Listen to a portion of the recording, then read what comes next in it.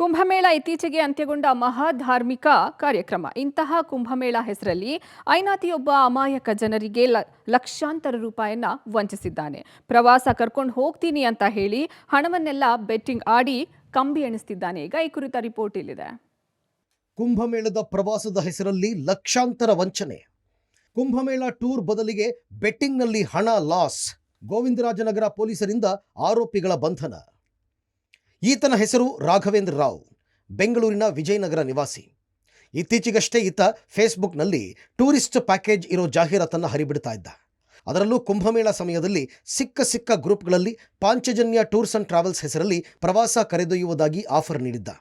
ಈತನ ಜಾಹೀರಾತನ್ನು ನಂಬಿದ ಜನ 7 ದಿನಗಳ 49,000 ರೂಪಾಯಿ ಪ್ರಯಾಗ್ರಾಜ್ ಪ್ಯಾಕೇಜ್ಗೆ ಹಣ ನೀಡಿದ್ರು. ಆದರೆ ಮುಂದೆ ಈತ ಮಾಡ್ತಿದ್ದು ಮಾತ್ರ ವಂಚನೆ ಕೆಲಸ. ಹೌದು, ಫೇಸ್ಬುಕ್ ಜಾಹೀರಾತು ಮೂಲಕ ಕುಂಭಮೇಳದ ಆಸೆ ಹೊತ್ತ ಜನ ಈತನನ್ನು ಸಂಪರ್ಕ ಮಾಡ್ತಿದ್ರು.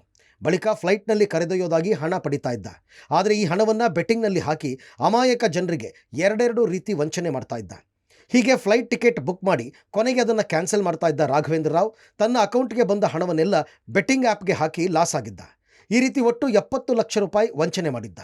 ಸದ್ಯ ವಂಚನೆಗೆ ಒಳಗಾದವರಲ್ಲಿ 20 ಮಂದಿ ಗೋವಿಂದರಾಜನಗರ ಪೊಲೀಸರಿಗೆ ದೂರು ನೀಡಿದ್ದರು.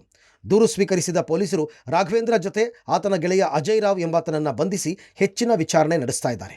ಸೈಬರ್ ವಂಚಕರು ಟ್ರೆಂಡ್ಗೆ ತಕ್ಕಂತೆ ವಂಚನೆ ಮಾಡೋದಕ್ಕೆ ಶುರು ಮಾಡಿದ್ದಾರೆ. ಆದರೆ ಹಣದ ದುರಾಸೆಗೆ ಬಿದ್ದು ಹಿಂದೂಗಳ ಧಾರ್ಮಿಕ ಭಾವನೆಯನ್ನು ದುರುಪಯೋಗ ಮಾಡಿಕೊಂಡಿದ್ದು ಮಾತ್ರ ದುರಂತವೇ ಸರಿ.